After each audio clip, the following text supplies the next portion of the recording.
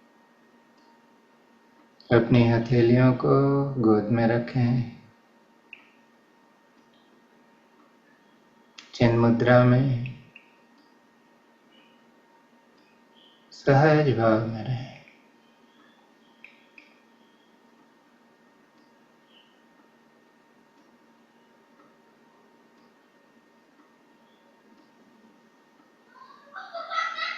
देखें कि किस तरह से पूरे शरीर में एक एक सेल, एक एक कोशिका स्पंदित है। श्वास प्रश्वास कितनी सूक्ष्म हो गई है और मन पूरी तरह से अंतर्मुखी है।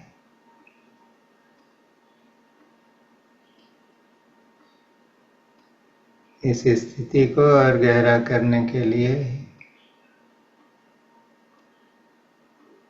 अपने मन को यह आदेश दें कि वो एक साथ एक से अधिक बातों के प्रति सजग हो।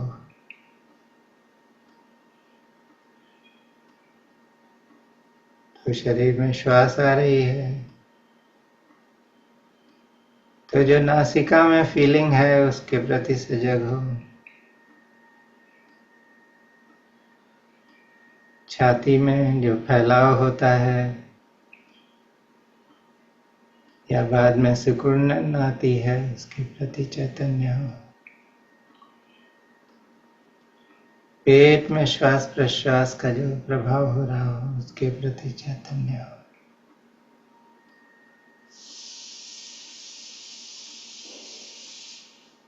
आपके शरीर में नहीं, आसपास जो कुछ हो रहा है उसके प्रति भी चेतना हो।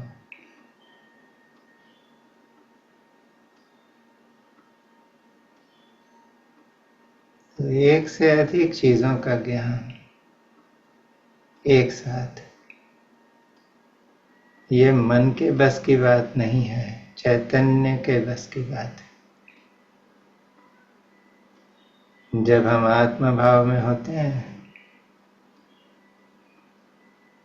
तो बहुत कुछ पता लगने लगता है एक साथ।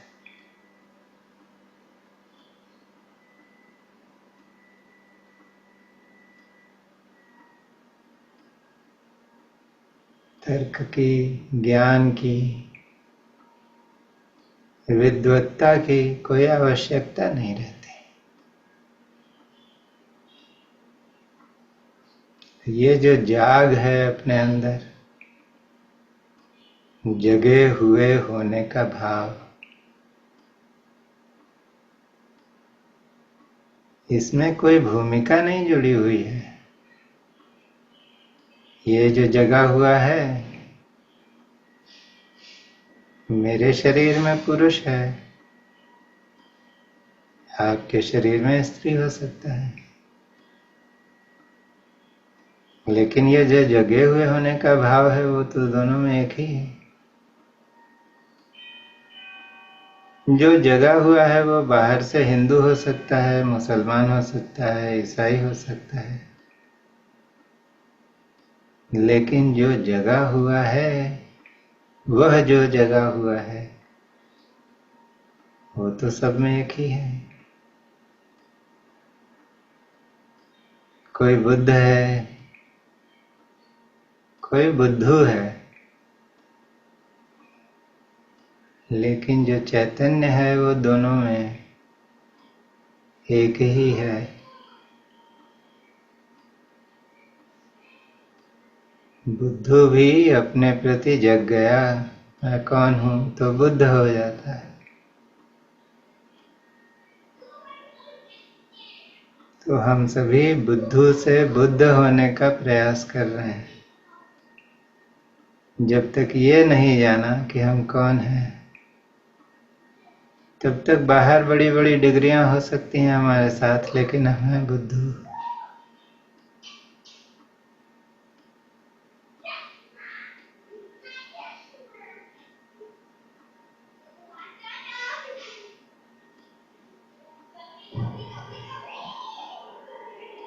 श्वास के माध्यम से प्राण अपने आप अंदर आता है।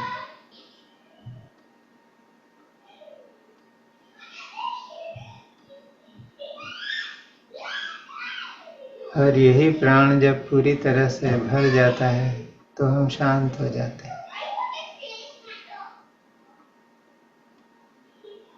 इसी भाव में थोड़ी देर शांति से बैठे।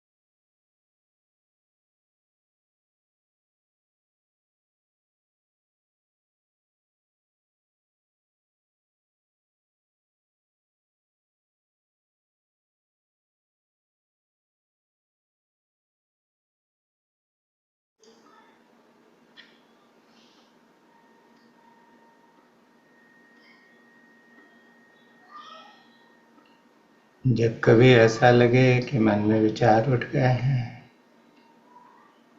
और मन उनके पीछे भागने लगा है, तो बहुत सहज भाव से मन को अपने विचारों से हटा करके श्वास प्रश्वास पर लगाएं और जो प्राण का डायमेंशन है उसमें उतरें।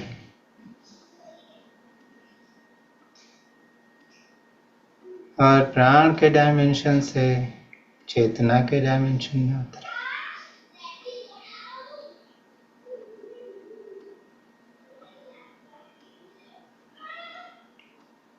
पूरी साधना का उद्देश्य यही है।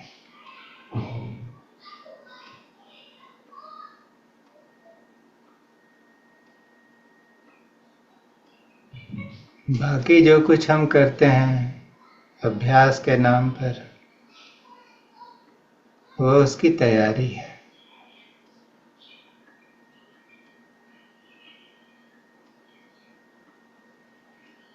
ये विद्या किसी स्कूल कॉलेज में नहीं पढ़ाई जाती। गुरु कृपा होने पर हमारे गुरु ऐसा संयोग बनाते हैं कि अनुभव मिल जाता है।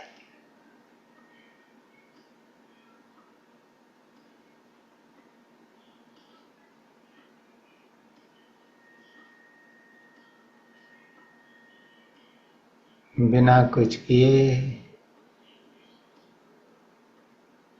ये श्वास आती है।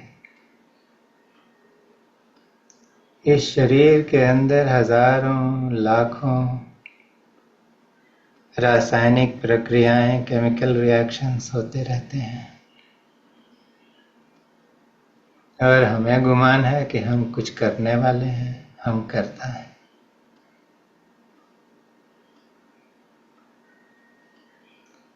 शांत बैठकर श्वास प्रश्वास से प्राण और प्राण से चेतना, इसमें उतरने पर पता लगता है करने वाला तो वो है। यह शरीर, इसके अवयव, ये सब तो माध्यम है, लेकिन वह जो कर रहा है, जो होने का दृष्टा है,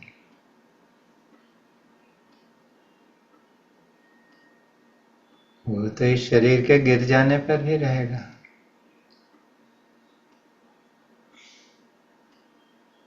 क्योंकि जब हम गहरी निद्रा में होते हैं कोई करता नहीं होता, हमें पता नहीं होता कि हम कौन हैं, फिर भी वो इस शरीर को जिंदा रखता है, सब काम चलाता है, हर चीज का रिकॉर्ड रखता है। और यहाँ तक कि जब अच्छी नींद आ जाए तो सुबह उठने पर बताता है कि आज तुमको बहुत अच्छी नींद आई, तुमने बहुत आनंद लिया। या रात भर सपना देखते रहे और सुबह उठकर थकान महसूस हुई तो ये बताता है कि तुमने यही सपना देखा। तो ये जो जगा हुआ होने का भाव है, चैतन्य है, यही हमारा असली स्वरूप है। ये उसका क्या रूप है? इसका रूप है शक्ति है, प्रकाश है, चैतन्य है। इसीलिए हम प्रार्थना में करते हैं भगवान से, हमें अंधकार से प्रकाश में ले जाओ।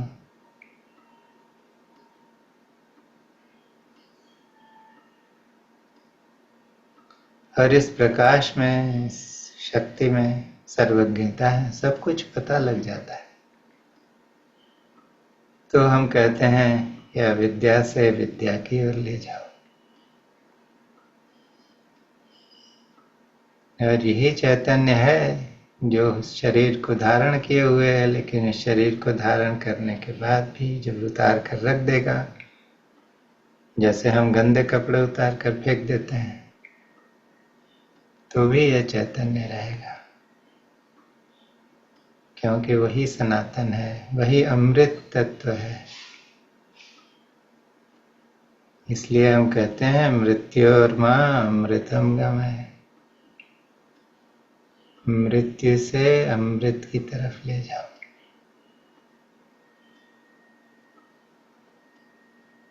तो इस जग जाने में ही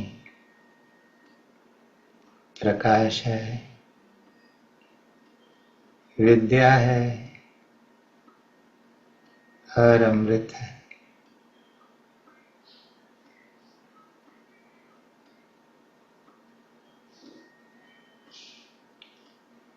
शांत होकर इस रस का पान करें।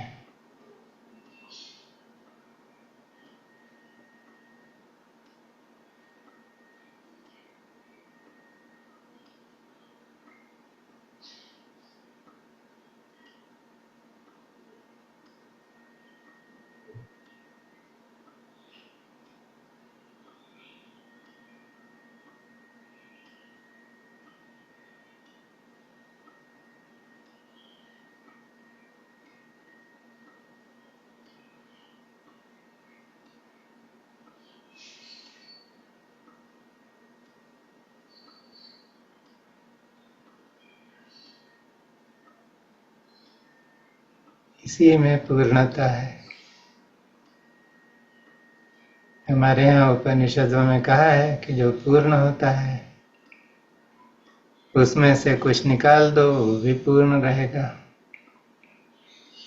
और जो बचा हुआ है वो भी पूर्ण रहता है। ये भौतिक जगत के गणित से परे है।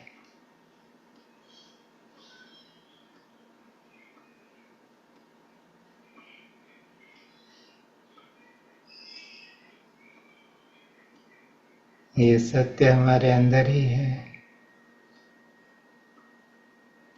जब सुयोग आता है तब इसका अनुभव होता है। इस अनुभव के लिए मन ही मन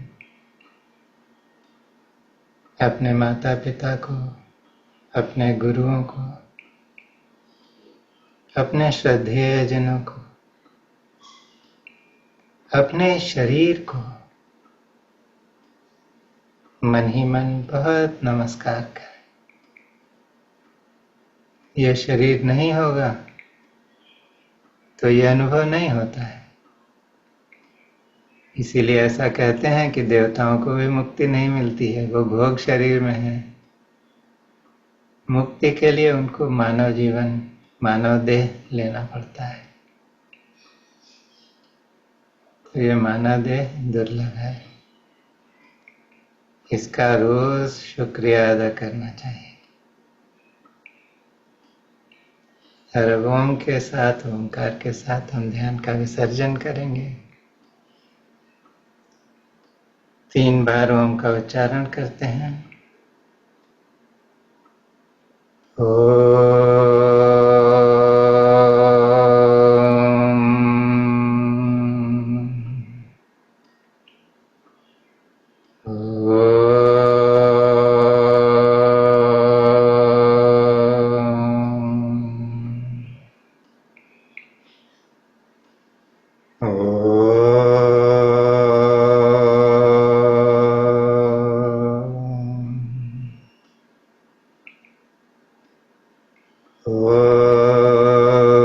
पूर्णमदः पूर्णमिदं पूर्णात्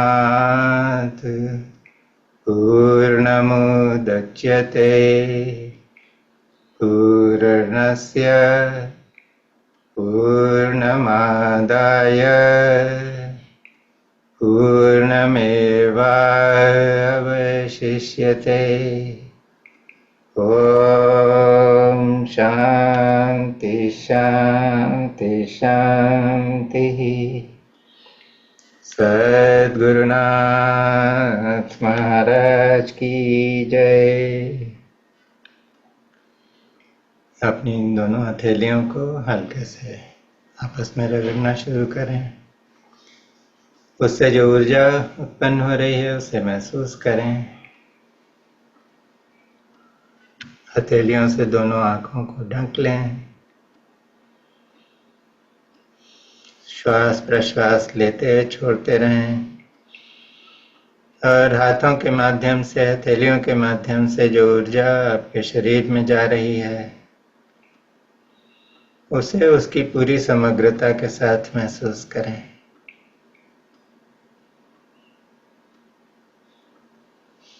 जब तैयार हों तो हल्के से, बहुत आहिस्ता आहिस्ता अपने चेहरे को सहलाएं। आपकी हथेलियां शरीर पर कहीं जाना चाहती हैं तो जाने दें। किसी अंग को थपकी देना चाहती हैं तो उसे थपकी देने दें, या कहीं टिकना चाहती हैं तो उस अंग को कोई हीलिंग की ज़रूरत होगी, वहाँ रहने दें। और जो ऊर्जा अब शरीर में जा रही है उसे महसूस करते रहें। और जब तैयार हों तो बहुत आहिस्ता आहिस्ता अपनी आंखें खोलें।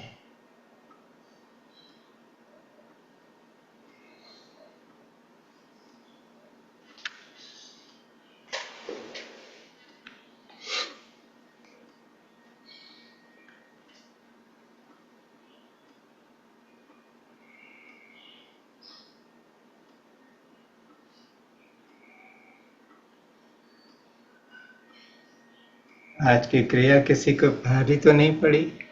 कोई दिक्कत हुई या कैसा लगा?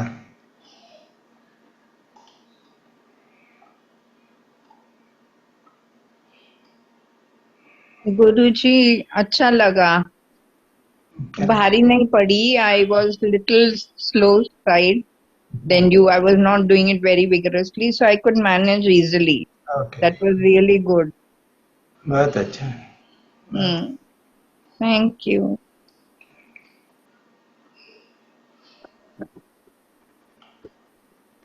हाँ हाँ भाई साहब, आप कुछ बोलना चाहते हैं? राजेंद्र भाई साहब।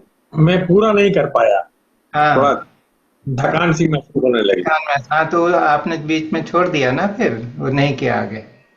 जी जी जी हाँ ठीक है। तो इसमें क्या है कि आपने थोड़ा बाद में ज्वाइन किया है। बहुत सारे लोग तो ये दिसंबर महीने से ही कुछ ना कुछ कर रहे हैं, जी जी तो उस कारण से वो जैसे जैसे मसल ट्रेनिंग हो जाएगी जी जी तो वो होने लगेगा। तो इसलिए इसका अभ्यास यही है। इसलिए बहुत सारे वीडियो हैं मैंने डाले हुए हैं कि जिसको वो मतलब हल्की जो क्रिया जब शुरू में करा रहे थे तो वो कर सकते हैं बहुत आसानी से। और जब लगे कि अब हम इसको थोड़ा बढ़ा सकते हैं तो अपने से थोड़ा बढ़ा करके हमने सीधे 21 से 36 कर दिया जी कि हाँ, तो 21 से 22 किया, 25 किया, ऐसा करके धीरे धीरे बढ़ा सकते हैं। तो उसमें थकान नहीं होगी। और चित्त पूरा शांत हो जाता अच्छा, तो बहुत अच्छा है। ये तो क्रिया ही गजब है।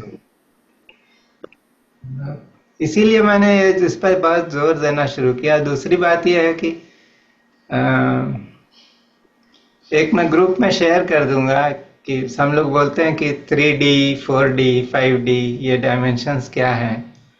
तो इस पर बहुत अच्छा है कि जो लोग जो है अभी धरती ने अपना स्वरूप बदल दिया है, तो ये जो हमारा प्लेनेट है इसने अपने आप को अपग्रेड करके 5D या उससे ऊपर ये चले गए। तो अच्छा। इसमें जो लोग रह रहे हैं उनका वाइब्रेशन अगर उसके हिसाब से नहीं होगा तो वो लोग किसी न किसी कारण से यहाँ से बाहर भेज दिए जाएंगे। तो उसके लिए कोई हो सकता है कोई बीमारी आ जाए, कोई आप देखिए कोविड आया था तो बहुत लोगों को कोविड हुआ, लेकिन जिन लोगों की फ्रीक्वेंसी और वाइब्रेशन हाई था उनको कोविड नहीं हुआ। तो जो लोग इस तरह की क्रिया करेंगे और उनकी फ्रीक्वेंसी और वाइब्रेशन हाई हो जाएगा तो वो लोग अपने आप ही वो 3D से जो है 5D में अब ट्रांसपोर्ट हो जाएंगे, तो उनको कुछ नहीं होगा। लेकिन जब सरकमस्टांसेस बदलेंगे या डिफिकल्ट हो सकते हैं तो फिर हो सकता है कुछ आत्माएं जो हैं उनको ये प्लेनेट छोड़ना पड़े। और जो छोड़कर जाएंगे चूंकि उन्होंने अपने को अपग्रेड किया नहीं है तो वो थर्ड डायमेंशन में है, तो वापस लौट कर अब इस धरती पर जो फिफ्थ डायमेंशन में चली गई उस पर नहीं आ पाएंगे। तो वो किसी ऐसी सभ्यता में, किसी ऐसे ग्रह में, किसी गैलेक्सी में जाएंगे जहाँ वो 3D या 3 डायमेंशनल सभ्यता है। लोग एक दूसरे की मार काट कर रहे हैं, हड़प रहे हैं, दूसरों की चीजें नोच खसोट रहे हैं, तो ऐसे ही करते रहेंगे कुछ दिन। तो इसलिए ये मौका है कि हम अपने को बदल लें और अपना फ्रीक्वेंसी और वाइब्रेशन बढ़ा दें। बहुत और दूसरा ये कि अब कहाँ इसमें है कि ये बहुत बड़ा फायदा है कि जो लोग इसमें रहेंगे, मान कल को कोई दिक्कत आई तो इम्यूनिटी लेवल अपने आप ऊपर हो जाएगा, तो तबीयत नहीं खराब होगी, कुछ नहीं होगा। तो ये सारी चीजें। बहुत एनीबडी एल्स?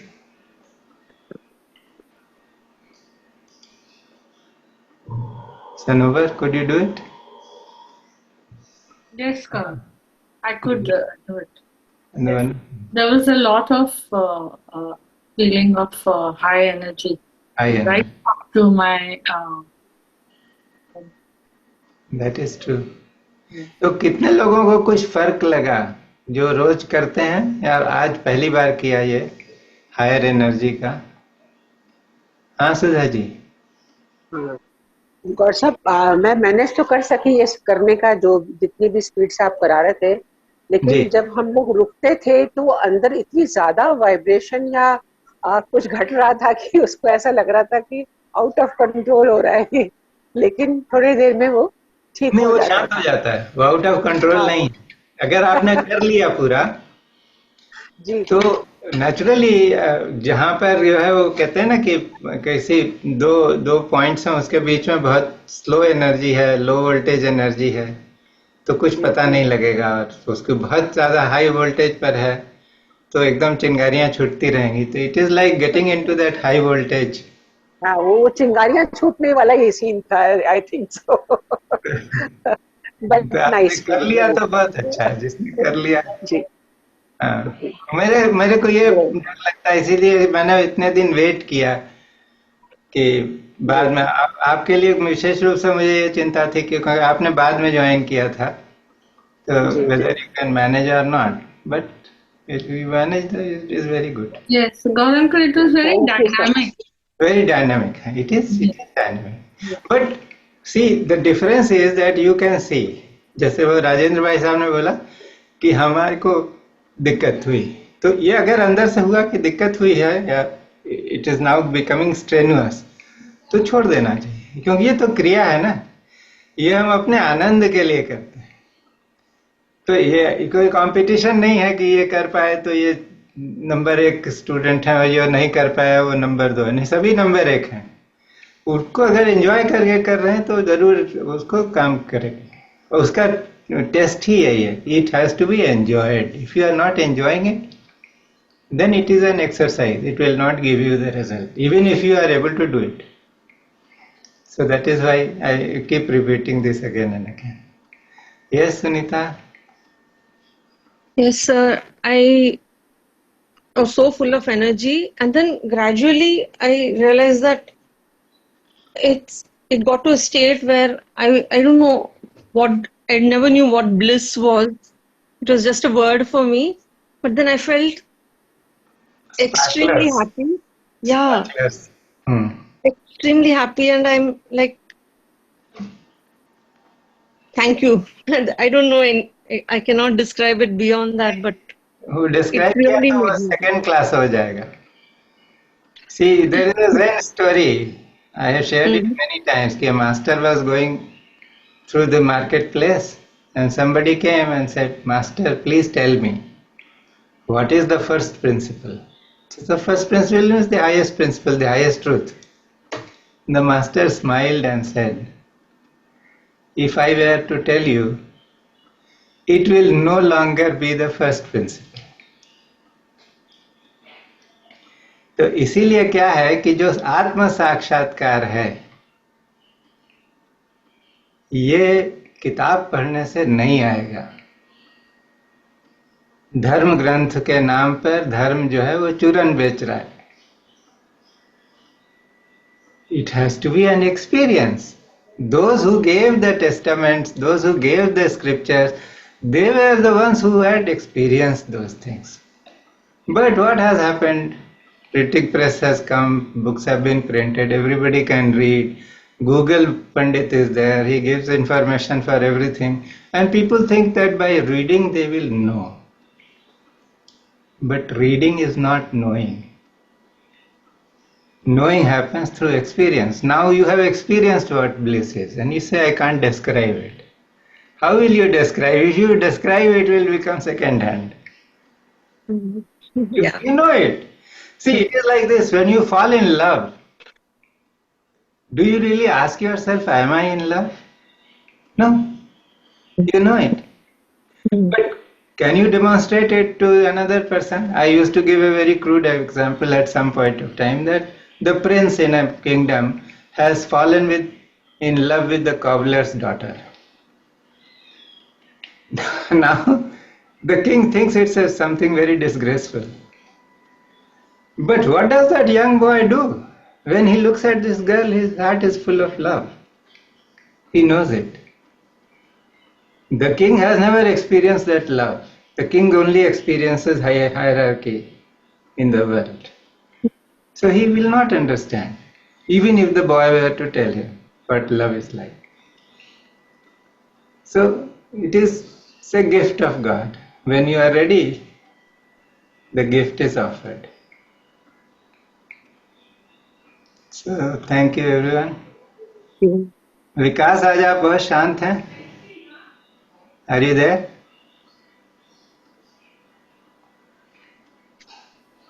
यस सर, मैं हूँ, यही हूँ. हम बोले कैसा रहा? अब तो आदत पड़ गई है इसकी. आज सो पाए नहीं सो पाए? नहीं, आज नहीं सोया था. हाँ.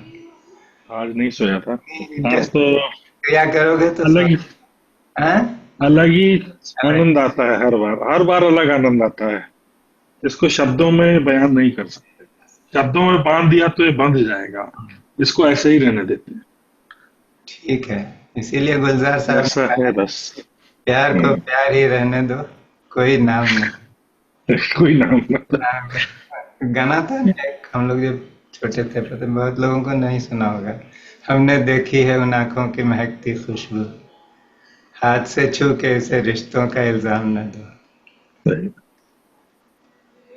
एक अब इनके लिए कुछ जरूरत नहीं है. एक एहसास है, ये रूह से महसूस करो. हाँ, ये सच है. प्यार को. इसको आप महसूस ही कर सकते हैं. इसको बयान ना ही करो तो अच्छा है. सीधी बात है. ठीक है. जो एहसास अंदर होता है बस होने दीजिए. उसके साथ जाइए बस. Let it go, let it go. So grateful All of it. to Mahavtar Baba ji. It is his grace ji. that people are Yes. having experience. तो अभी शांति पाठ करते हैं, बहुत देर हो गई. जी. ओम सर्वेषां स्वस्तिर्भवतु,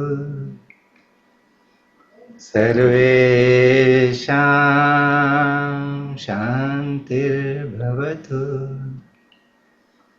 सर्वेषां पूर्णं भवतु सर्वेषां मङ्गलं भवतु ॐ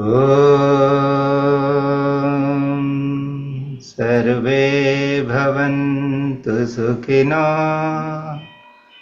सर्वे सन्तु निरामयाः सर्वे भद्राणि पश्यन्तु मा कश्चित् दुःखभाग् भवेत् ॐ शान्ति शान्ति शान्तिः सद्गुरुनाथ